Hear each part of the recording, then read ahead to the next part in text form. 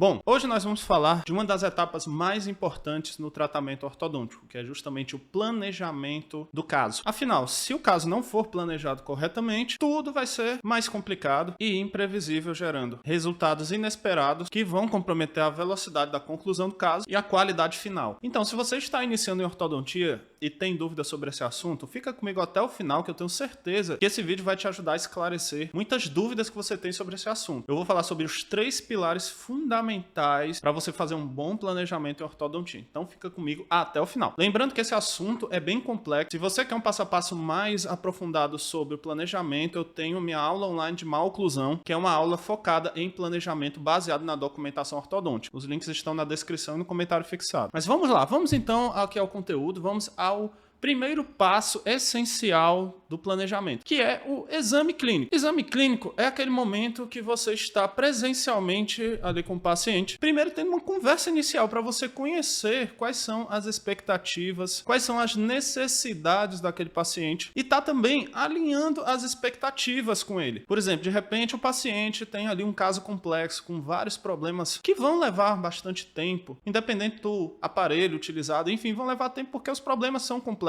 E de repente o paciente acha que vai resolver aquele problema muito rapidamente. Então, se você não alinhar essas expectativas logo de início com o paciente, lá na frente você vai ter problemas, porque ele vai te cobrar algo que não foi esclarecido no início e vai ficar uma situação muito complicada para você lidar. Então, muito importante, a primeira coisa é você alinhar as expectativas e já ser bem honesto sobre o problema do paciente. Se é um problema simples, se é um problema complexo, dá um horizonte de tratamento inicial. Outra questão muito importante que você vai fazer no exame clínico é manipular o paciente em relação cêntrica para você ter uma noção real daquele problema. Porque acontece o seguinte, às vezes o paciente tem um overjet, com os dentes superiores muito à frente, e ele naturalmente tende a levar a mandíbula para frente para tentar se adaptar àquela maloclusão. Só que essa posição que a mandíbula se encontra ali no momento, ela não é a posição mais confortável para a articulação, porque a articulação tem que sair da fossa articular, e isso, com o passar do tempo, vai gerar problemas articulares. Então, a posição mais correta para a mandíbula do paciente é a mandíbula mais posterior, que nós chamamos de relação cêntrica, aonde o côndilo está dentro da fossa articular. Então, às vezes você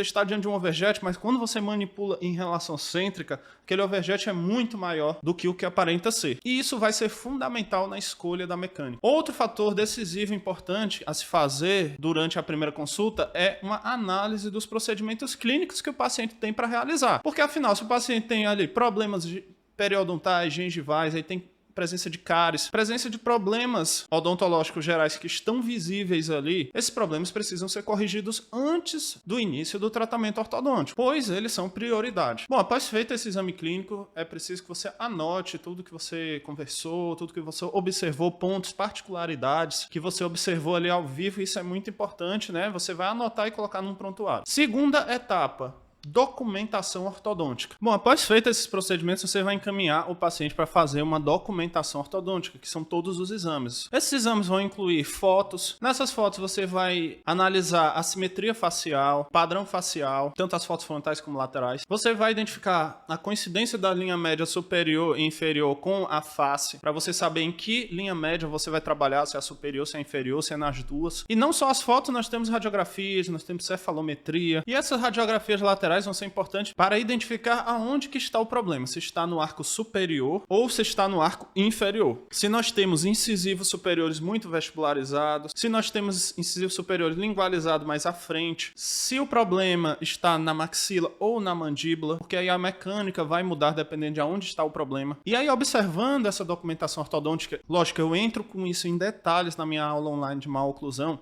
Eu ensino você a identificar aonde que estão os problemas, aonde que estão os padrões nessa documentação, que vão denunciar onde estão esses problemas. Você vai listar as alternativas de tratamento para resolver cada um dos problemas separadamente. Eu recomendo fortemente que, se você está iniciando na ortodontia, não tem tanta experiência assim, que é o caso creio, a maioria das pessoas que está vendo esse vídeo, faça o tratamento por partes, vai resolvendo o problema de um a um. Eu vou falar isso no próximo item. E aí, quando você listar os problemas e o tratamento para cada um dos problemas, você vai listar as opções de tratamento. Porque na ortodontia você tem vários caminhos para resolver os mesmos problemas. E cada caminho tem pontos negativos, pontos positivos. E algumas opções de tratamento podem ter um custo maior, mas em compensação vão ter menos efeitos colaterais ou então vão dispensar o uso de elásticos, como por exemplo os mini implantes. O uso de mini implantes ajuda muito a dinamizar mais o tratamento. Então você deve listar as alternativas de tratamento com suas vantagens e desvantagens, tanto na questão de custos como de efeitos colaterais e tempo de tratamento, para que no dia que você for apresentar o tratamento ao paciente, você passar isso para ele e que ele possa decidir juntamente com você, de acordo com as possibilidades e limitações que o caso dele apresenta. Agora, número 3 é a execução das mecânicas em si, do tratamento. Nesse momento, é importante que você siga o que foi planejado e, antes de mais nada, procure respeitar a sequência de tratamento, porque a sequência de tratamento não é uma coisa engessada, mas vai depender muito do caso. Geralmente, mecânicas antero-posteriores de classe 2, de classe 3,